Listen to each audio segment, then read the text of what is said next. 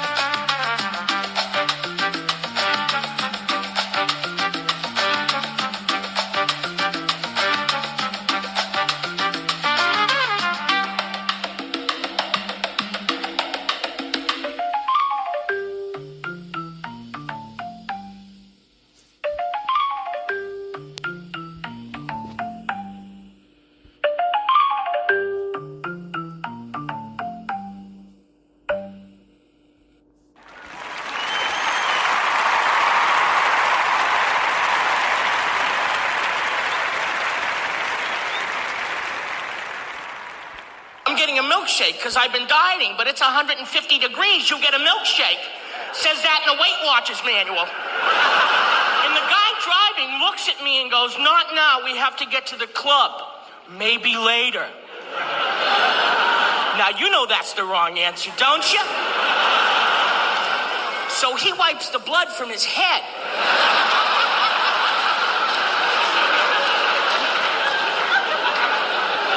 And he says, "You know what? I could use a milkshake too.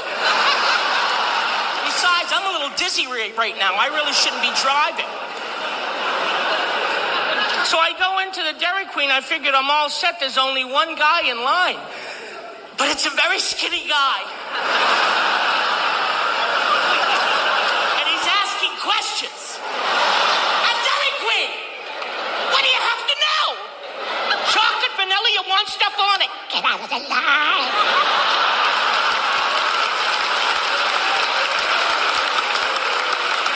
He's asking, how big is the small? Is it big?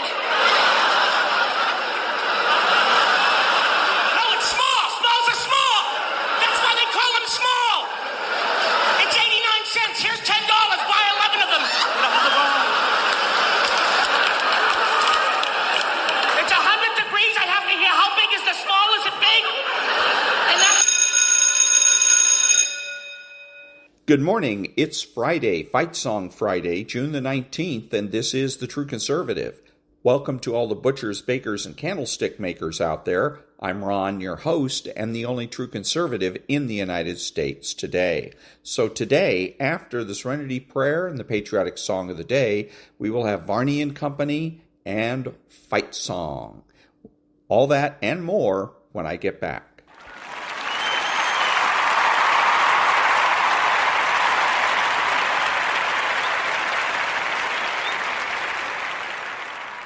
God grant me the serenity to accept the things I should not change, the courage to change the things I should, and the wisdom to know the difference.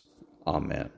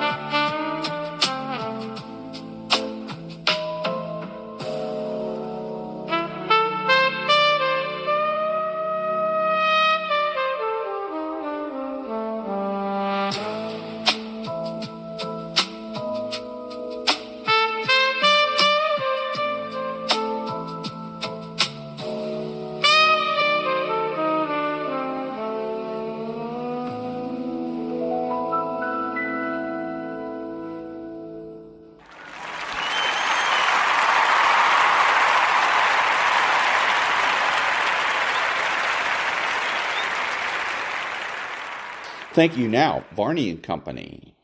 Next weekend and on Sunday for Sunday Morning Futures. Varney and Company picks it up now. Stu, take it away. Good morning, Maria. Good morning, everyone. It is June 19th. That would be Juneteenth, the day when we commemorate the end of slavery, when Major Gordon Granger ordered the final enforcement of the Emancipation Proclamation in Texas. The markets are closed. It is a federal holiday. But the news doesn't stop. The U.S.-Iran peace talks in Switzerland have been postponed. The Iranians objected to Israel's attacks overnight on southern Lebanon. 4 Israeli soldiers killed. Mojtaba Khomeini has issued a statement. He says President Trump is desperate. Well, there is skepticism on both sides of the aisle about the deal that the president has signed. The price of oil is down a little this morning, but not much. You're back to $75.96, down all of 64 cents. The price of gas, that continues to fall. Regular now averages $3.97. In California, you're still paying $5.61. Diesel, though, that's coming down. $5.09 is the diesel price per gallon. A month ago, it was $5.65. We can quote stock futures for you. The Dow Industrial is on the downside, 60 points. S&P down 10. NASDAQ down 66. Bitcoin, we're quoting that at 62.7. And that's where we are in the financial markets, which are closed for the rest of the day. On the show today, the Socialist Challenge. Janice Lewis George has won the Democrat primary in D.C. That means she is the next mayor of the nation's capital. She is a Democratic socialist. In New York, Socialist Mayor Mandani. He's campaigning with Bernie Sanders for 3 far-left congressional candidates. Progressive Brad Lander, Democratic Socialist Claire Valdez, and Daralisa Avila George, who can best be described as a communist. There is a growing socialist bloc in the Democrat Party. Let's get to the World Cup. Mexico becomes the first team to advance beyond the group stage.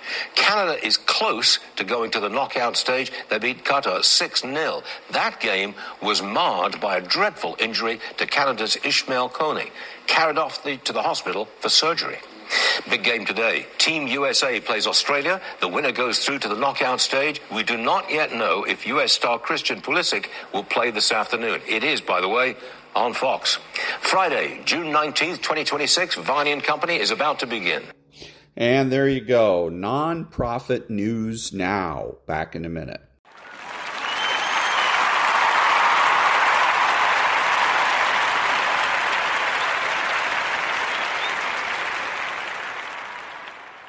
Thank you. This isn't just making mistakes. Everyone does that. What sets the bad Democrat apart is their unwillingness or inability to learn from those mistakes. They cycle through the same behaviors, the same conflicts, the same harm to others, as if time itself resets every time they're confronted. There's no internal pause, no reflection, no recalibration. Instead, they move forward as if nothing happened, or, more insidiously, as if the damage they caused was justified or irrelevant. Over and over again, people around them end up hurt, confused, or drained. The same issues arise: manipulation, betrayal, outbursts, irresponsibility, cruelty. But when these patterns are pointed out, the bad Democrat deflects. They might just say, "That's just who I am," or accuse others of overreacting. They frame themselves as victims of circumstance, unfairly criticized, perpetually misunderstood. They treat consequences as annoyances rather than as wake-up calls, and they dismiss feedback as personal attacks. The result is a life littered with unresolved tension and broken connections. What makes this so damaging is that others often give the bad Democrat the benefit of the doubt, especially early on. There's a tendency to assume that once a bad Democrat sees the effects of their own actions, they'll change. People offer patience, second chances, even support. But the bad Democrat interprets this grace not as an opportunity for growth, but as a license to continue. They exploit the goodwill of others, knowing that many people are reluctant to believe in malicious intent. And because of this, they're often able to repeat the same cycles in new environments with new people, avoiding meaningful consequences for extended periods of time. This lack of accountability is deeply tied to an inflated sense of entitlement. They believe that rules don't apply to them, that their emotions justify their actions, and that they deserve forgiveness without effort. When things go wrong, they externalize everything. If they hurt someone, it's because the other person was too sensitive. If they lose a job, it's because the boss was intimidated by them. If a friend walks away, it's because people are fake. There's always a story, always a scapegoat. And because they never stop to examine their role in these outcomes, they're doomed to repeat them endlessly.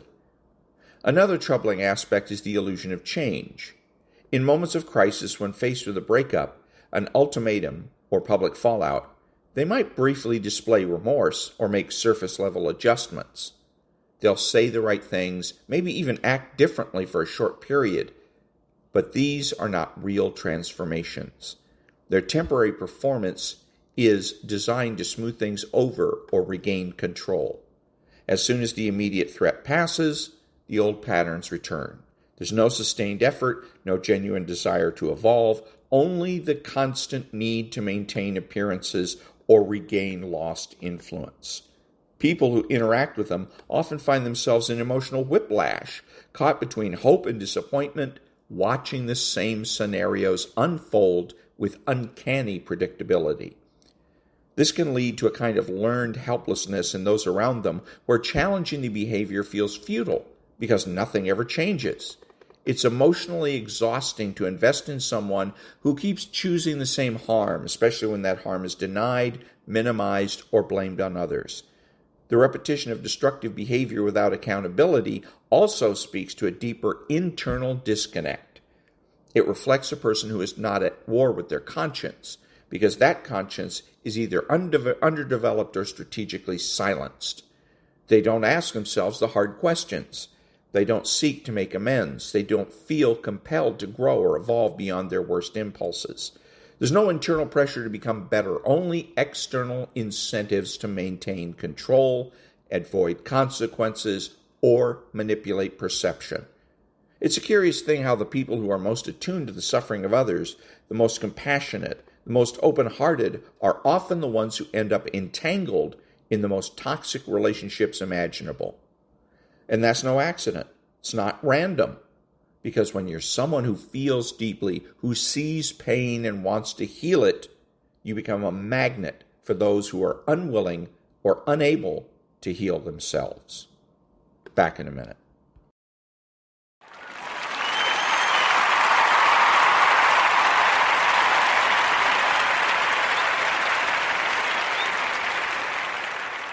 Thank you. Now, Giorgia Meloni. Dunque, certe cose meritano una risposta immediata. Le dichiarazioni di Donald Trump sono dichiarazioni totalmente inventate, sono francamente allibita, non so perché il Presidente degli Stati Uniti si comporti così con i propri alleati, non è del resto la prima volta che accade, posso solo dire che dispiace che non abbia la stessa determinazione con i nemici dell'Occidente, con i nemici degli Stati Uniti, con leadership con le quali invece si dimostra molto più accondiscendente, però una cosa se la deve ricordare: io e l'Italia non imploriamo mai. And that was Giorgia Meloni. Back in a minute.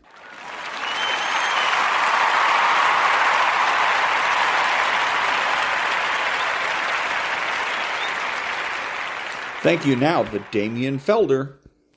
I'm about to ruin Juneteenth for some of y'all, but it needs to be said. Juneteenth only exists because Democrats did not want to give up their slaves. And even now in the present day, they still do not want to give them up. And let me tell you why.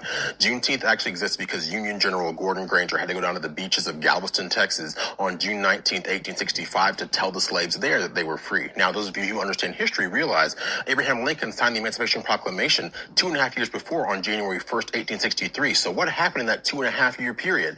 Basically, the Southern Democrat slave owners kept their own slaves in the dark because they did not want to give those slaves up and remove those literal chains. So Gordon Granger had to go all the way down there and tell the slaves they were free, and if he had not, then many Democrats would have kept those chains on those slaves forever. People are going to hear that information and feel some kind of way. I don't really care about that. What I care about is the fact that, yes, Joe Biden made this a national holiday because it was originally only a state holiday here in Texas until very recently.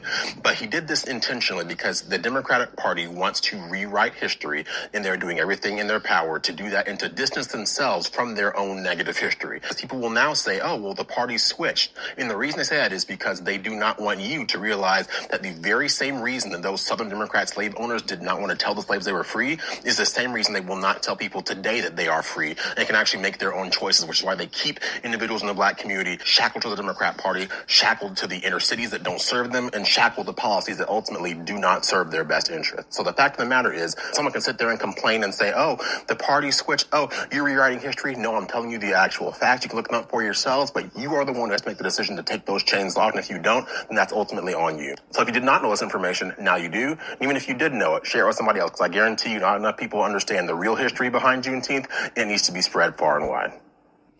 And I owe the man an apology. I mispronounced his name. It's the Damani Felder. Back in a minute.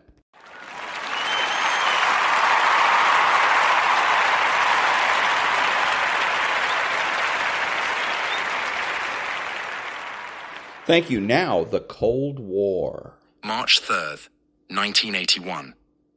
0235 hours GMT. Sound of Jura, Scotland. The fishing vessel Aquila worked her nets in darkness. 73 feet of weathered steel and timber, built in Campbelltown 32 years earlier, now earning her keep in cold Scottish waters.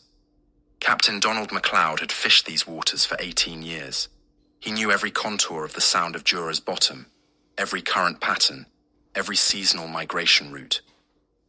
Tonight's catch, whitefish and haddock. The net stretched 200 meters astern, weighted to ride 30 meters below the surface, positioned precisely where experience said the fish would be. MacLeod stood in the wheelhouse with his son James, 24 years old and learning the trade. 2 crew members worked aft, monitoring the winch gear and net tension. Standard night fishing operation. The weather was calm, unusual for March in Scottish waters. Visibility limited by darkness and scattered fog. The only sounds, diesel engine rhythmic rumble, waves, against the hull, occasional radio chatter from other boats working nearby waters. What MacLeod didn't know, 600 meters away, at 120 meters depth, USS Alexander Hamilton was maneuvering toward the surface for scheduled communications check. The ballistic missile submarine had no idea Aquila existed. The fishing boat had no idea the submarine was there. The geometry was already established. Collision was now inevitable. USS Alexander Hamilton, 0235 hours, 120 meters depth. Commander Marcus Friedman ordered the submarine to communications depth. Standard procedure. Every ballistic missile submarine maintained scheduled contact with Fleet Command. The communications check required bringing the submarine to periscope depth, 18 meters below the surface, raising the communications mast, receiving encrypted traffic, confirming all systems operational, then returning to patrol depth. The entire procedure took 12 minutes if executed properly. Lieutenant Commander Joseph Schaffer, Executive Officer, coordinated the ascent. Diving Officer, make your depth 60 feet, 5-degree up bubble, ahead 1/3. The diving officer repeated the order. Control room crew executed with practiced precision. Ballast control operator adjusted trim. Helmsman maintained course. Plainsman controlled the angle. USS Alexander Hamilton, displacing 8,250 tons submerged, began rising toward the surface at 1 meter per second. Silent. Invisible. Routine. If you're finding this exploration of Cold War submarine operations compelling, please subscribe to Cold War Chronicles and hit the notification bell. We're uncovering the strategic tensions where technology and human decision-making intersected beneath the waves. Your support helps us bring these classified operations to light. The submarine carried 16 Poseidon C-3 ballistic missiles. Each missile carried 10 independently targetable re-entry vehicles, 160. Nuclear warheads total. Strategic deterrence patrol. Maintaining continuous at-sea presence to guarantee second strike capability. The Lafayette-class program's core mission. Remain undetected. Maintain readiness. Prevent nuclear war through credible threat of retaliation. Friedman had commanded Alexander Hamilton's Blue Crew for 8 months. This was patrol number 56, his third as commanding officer. The patrol had been routine. 62 days submerged without incident. 2 weeks remained before returning to Holy Loch, Scotland, for crew rotation. The communications check was standard. Nothing suggested tonight would be different. The sonar room reported Con, sonar. Passive sonar contact. Surface contact. Bearing 345. Range estimated 1,500 yards. Single screw. Low frequency signature consistent with fishing vessel. Friedman acknowledged.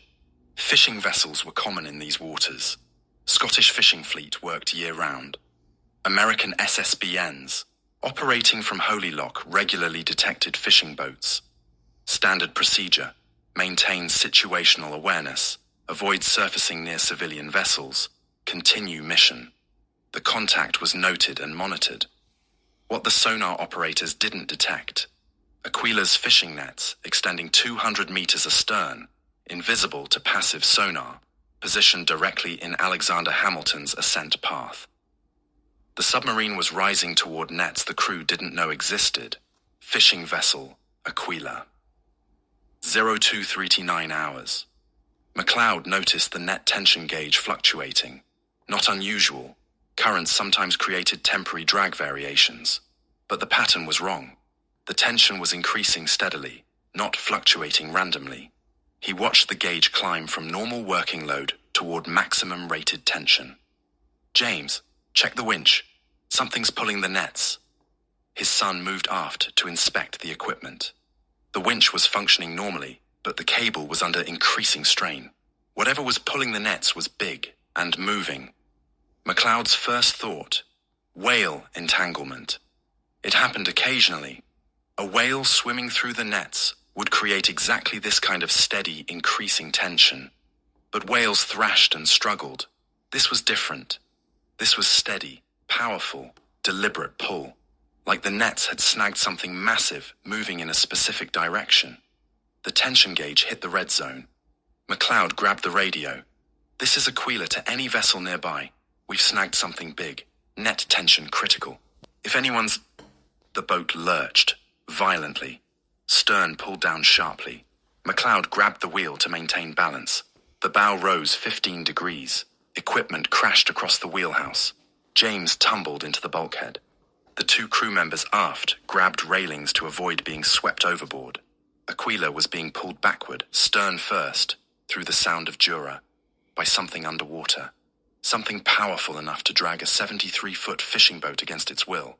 USS Alexander Hamilton, 0239 hours, 60 meters depth. The collision alarm didn't sound because there was no collision. Instead, Alexander Hamilton's sail structure, the vertical fin rising from the hull, snagged Aquila's fishing nets at 58 meters depth. The submarine continued rising at 1 meter per second, carrying 200 meters of commercial fishing net draped across the sail, attached to a 73-foot boat on the surface. The first indication was resistance. The submarine's ascent rate slowed unexpectedly. Diving officer reported, "Sir, experiencing unusual resistance. Losing ascent rate." Friedman, "All stop. Maintain this depth." The submarine leveled at 55 meters. But something was wrong. The boat wasn't maintaining neutral buoyancy properly. Stern heavy, bow light, like something was pulling the stern toward the surface. Lieutenant Schaffer checked the ballast panel. All systems normal. Trim tanks balanced, but the submarine was definitely stern heavy. And there was vibration, subtle but present, transmitting through the hull. Sonar reported, sonar, detecting unusual sounds from aft. Mechanical noise, intermittent. Not from our equipment, external source. Friedman ordered periscope depth. If something was affecting the submarine's handling characteristics, he needed visual confirmation. The submarine rose slowly, carefully. At 18 meters depth, Friedman raised the periscope. What he saw would define the most unusual incident of his career. Aquila's stern pulled underwater. Bow pointed 45 degrees skyward. Nets wrapped around Alexander Hamilton's sail. The fishing boat being dragged backward through the Sound of Jura by a ballistic missile submarine that didn't know it was towing anything. Friedman lowered the periscope. He stood silent for 3 seconds. Then, "XO, we've caught a fishing boat. Fishing vessel Aquila. 0241 hours.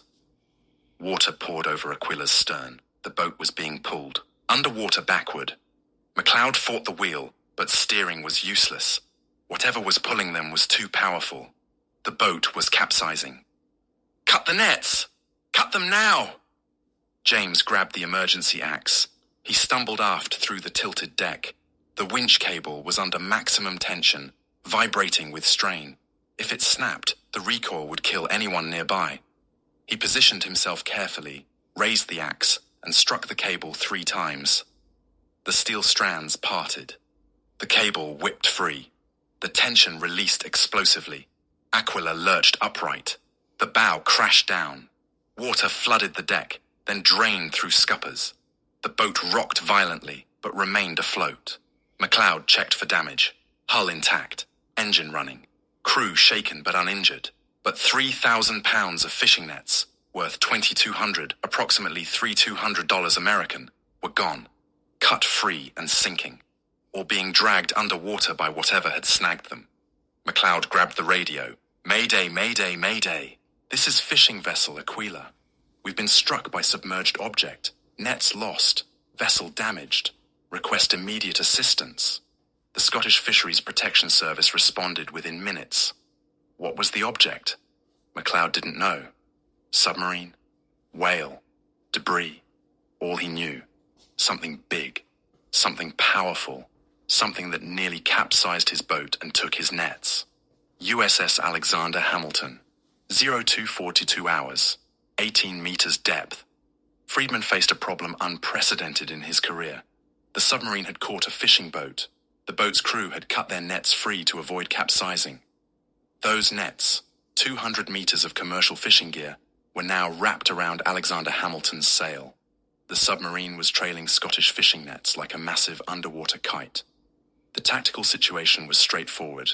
Remove the nets, continue patrol, file incident report. The political situation was complicated. USS Alexander Hamilton operated from Holy Loch under agreement with British government. American SSBNs using Scottish waters for strategic deterrence patrols maintained positive relations with local communities. Sinking Scottish fishing boats or destroying their equipment created diplomatic problems. Friedman ordered the submarine to surface. Standard procedure for dealing with external fouling. Surface, inspect damage, remove foreign objects, document incident. Lieutenant Commander Schaffer initiated emergency blow. Ballast tanks vented. Compressed air displaced water. Alexander Hamilton surfaced in the Sound of Jura at 0244 hours. The submarine broke surface stern first, sail emerging from calm water. 200 meters of fishing net draped across the structure like massive seaweed. The nets were tangled around the periscope masts, communication antennas, and diving planes. Removing them would require crew on deck with cutting tools, in darkness, in Scottish waters. With damaged fishing boat nearby and Scottish authorities responding to distress call, this was going to be complicated. Fishing vessel Aquila, 0245 hours. McLeod watched something massive surface 600 meters away. At first he thought, whale. Then the shape resolved. Sail structure. Submarine conning tower. American submarine. And it was covered in his fishing nets. Jesus Christ, we caught a submarine. The realization was immediate. The American ballistic missile submarines based at Holy Loch. Everyone in Campbelltown knew about them. Massive boats carrying nuclear weapons, conducting secret patrols, operating under agreement with British government. The submarines were supposed to operate in deep water, away from fishing areas. This one had come up directly under Aquila's nets. The submarine lay motionless on the surface. McLeod could see crew members emerging from hatches, moving across the deck toward the sail structure. They were carrying tools. They were going to cut his nets free and let them sink. Those nets represented 3 months' income, $2,200. The nets, the cables, the floats, the weights, all specialized equipment, all expensive, all now wrapped around an American submarine. And the Americans were going to cut it all loose and sink it. McLeod grabbed the radio. American submarine, this is fishing vessel Aquila. Those are my nets on your boat. Do not cut them. I repeat, do not cut them. Those nets are my property, and I want them back. No response. The submarine didn't acknowledge. The crew continued working on deck. McLeod started Aquila's engine. He was going to confront them directly. USS Alexander Hamilton. 02:48 hours. Surfaced.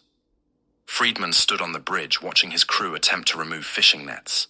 The situation was worse than initial assessment suggested. The nets weren't just draped across the sail. They were tangled around every protruding structure. Periscope masts, radio antennas, diving planes, radar mast. Each net section was reinforced with steel cable. Each section was weighted with lead weights, designed to sink to specific depths. The entire assembly was engineered to be durable and difficult to cut.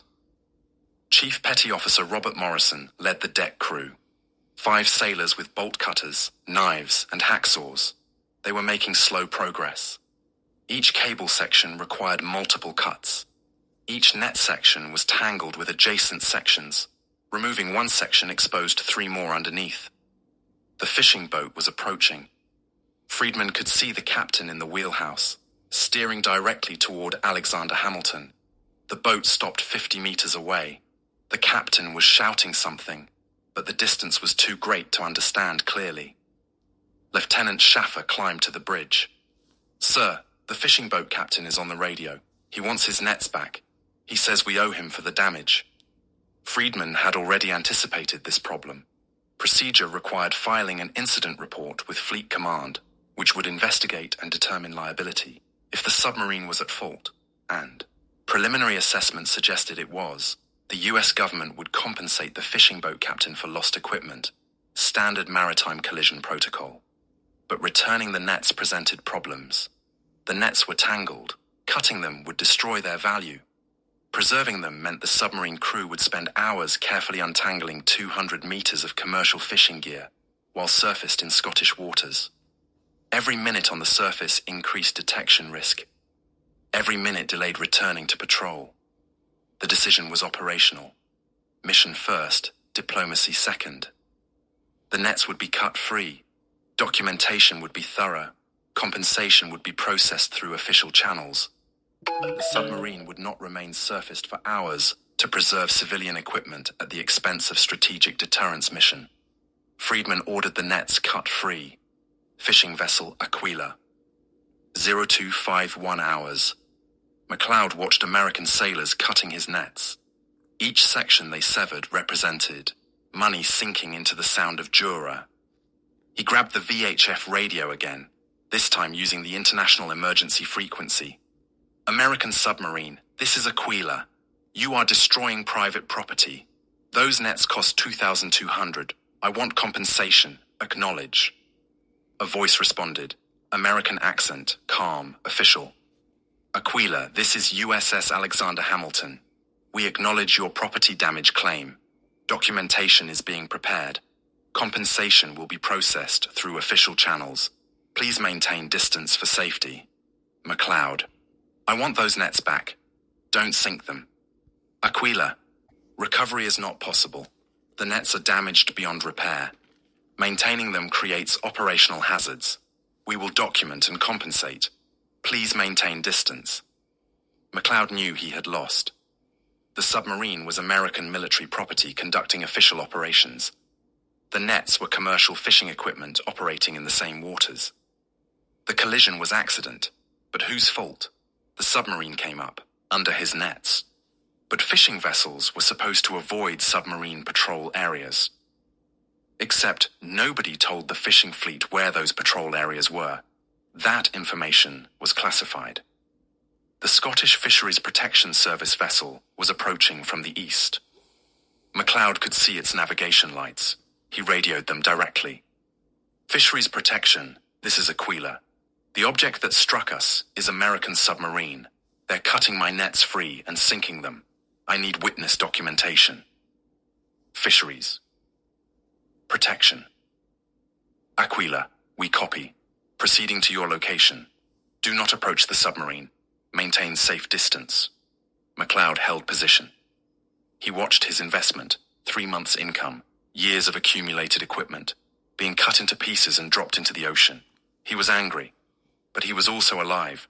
If those nets hadn't been cut when they did, Aquila would have capsized. His son would have drowned. The crew would have died. The Americans probably saved their lives by surfacing.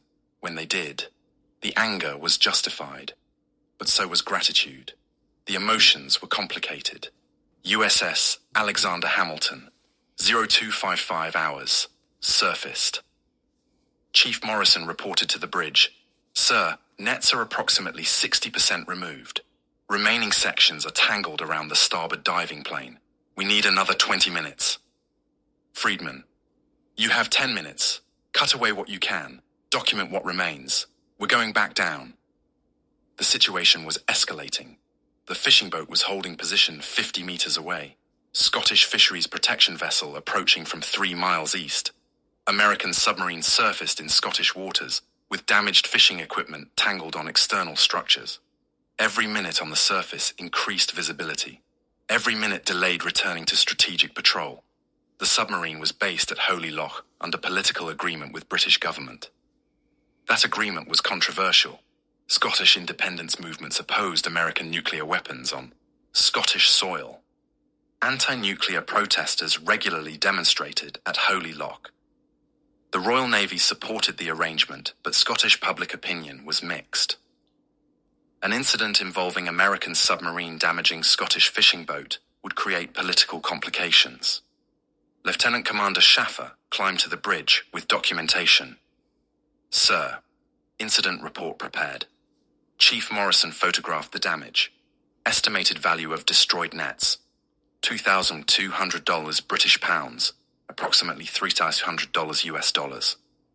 Cause of incident, submarine ascending to communications depth, intersected fishing nets, positioned at 58 meters depth. Submarine sonar detected surface fishing vessel, but did not detect submerged nets. Recommend Fleet Command process compensation claim through diplomatic channels. Friedman reviewed the report. The assessment was accurate. The submarine was at fault, ascending without detecting submerged obstacles. But the fishing boat was also operating in submarine patrol area, without knowledge that submarines operated there. Both parties contributed to the incident, but the submarine bore primary responsibility. Friedman approved the report. It would be transmitted to Subron 14 at Holy Loch, forwarded to Commander Submarine Force Atlantic, reviewed by Navy Judge Advocate General, and eventually result in $3,200 compensation payment to Captain Donald MacLeod of the fishing vessel Aquila, Campbelltown, Scotland. Chief Morrison returned. "Sir, nets are clear except for one section wrapped around the starboard dive plane linkage. We can't remove it without cutting the control linkage. Recommend leaving it attached and removing it in dry dock." Friedman inspected the situation with binoculars. One section of net, approximately 15 meters, was tangled around the mechanical linkage that controlled the starboard diving plane. Cutting it would damage submarine control systems. Leaving it would affect dive performance, but not critically. The submarine could dive and maneuver with minor degradation. Decision: leave the section attached, return to Holy Loch, remove it in maintenance. Mission continuation took priority over complete debris removal. Friedman ordered the deck crew below.